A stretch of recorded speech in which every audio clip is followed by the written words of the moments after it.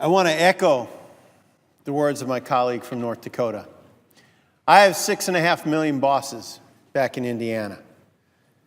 These think tanks out here, these other organizations, they're not my boss. That family who wants to make sure there's a paycheck coming into the house, and all mom and dad wants is a chance to go to work. They're who we should be working for here.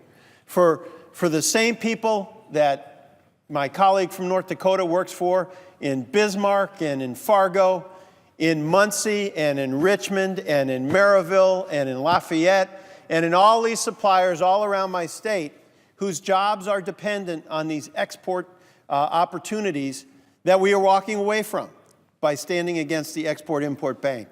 Here we are again on the floor of the United States Senate talking about our responsibility to do our job and to consider the President's nominees to important federal offices.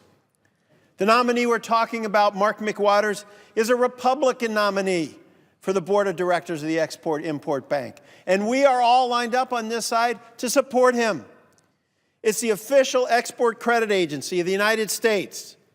It helps American companies, so many in my state of Indiana, creating jobs and opportunity and the chance for people to go to work, put a roof over their kids' heads, to be able to retire with dignity, to be able to compete in the global economy.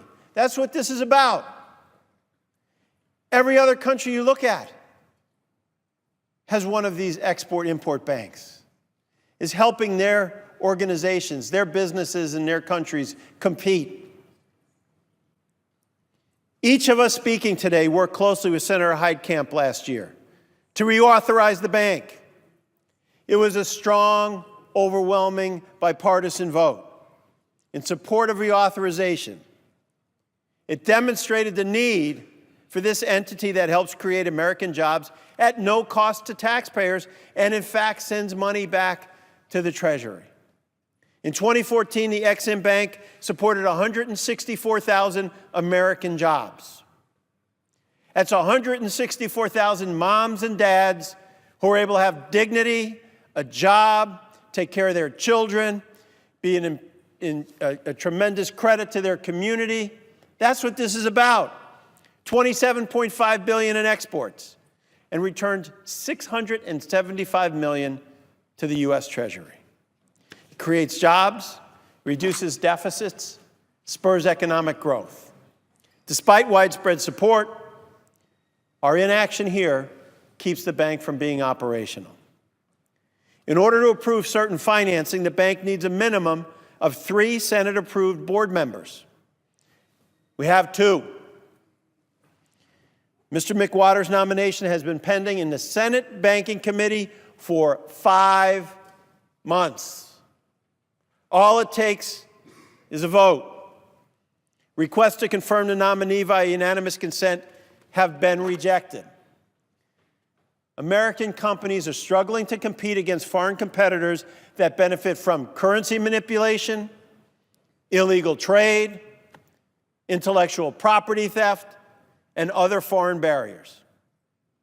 Yet a handful of senators are making life more difficult by not considering this nomination.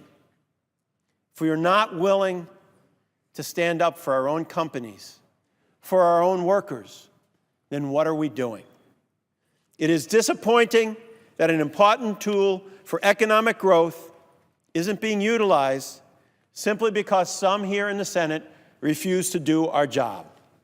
The American people expect better, the American people deserve better, and the workers of this country deserve better.